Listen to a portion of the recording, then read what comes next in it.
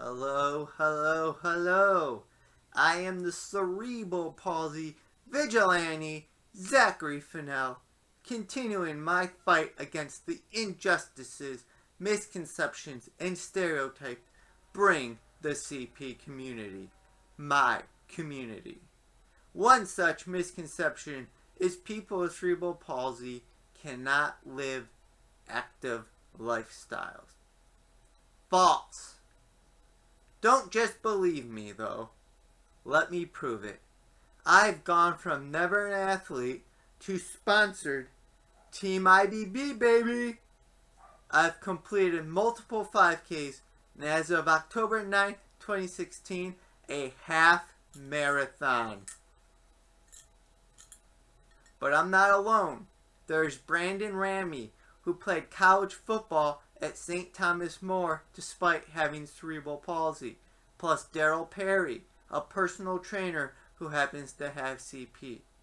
What you are about to see is the first in a 4-part video series capturing highlights from a roundtable discussion held in May 2016 between Daryl in the black, Brandon in the short sleeve shirt, and myself, who will be off camera.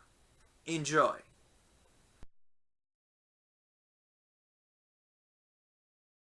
First time you walk in there, it's pretty awkward, but you just kind of do your thing. And what I found with exercise is you just kind of show up and do the best that you can. The people that are the regulars there, they kind of see that, and they kind of come around you, and everybody kind of comes together, and they're very supportive.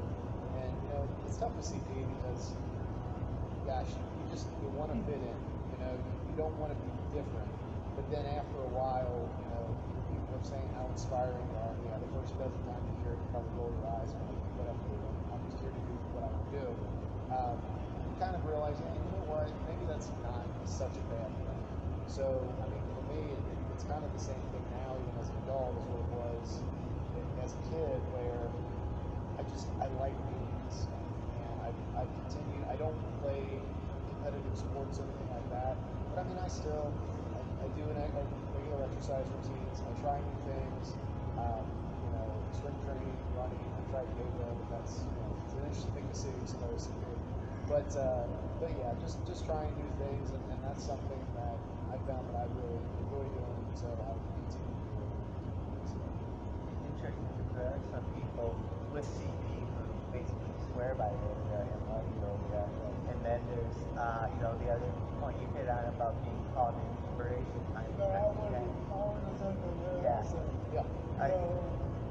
For me, in high school, I was super fun-based, like choir, inspiration, no kills.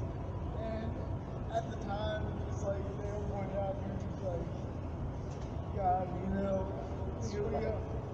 it's what we call, I guess, inspiration, whatever. But, when you get to be older, like 3 on, you sit back and you look, I actually earned the right to do it. I wasn't just on a team just to fill out a jersey and that's great. I actually earned the right to go and play it. I earned the right to tackle somebody else, That's not inspiration, that's just me wanting to do what I wanted to do and being able to. And me, I never took it for granted. I knew, just like Gail said, there's not a lot of CP people that can do competitive sports. For whatever reason, I was able to. I was blessed to do it, so it wasn't like inspiration. It was, yeah, you can do it here. So. Yeah. What I was going to add in there about the inspiration thing is I've come to realize after interviewing so many people, my writing assignments, is the initial reaction is to roll your eyes, but it gets to a point of, who are we to tell anyone else what is or isn't inspirational?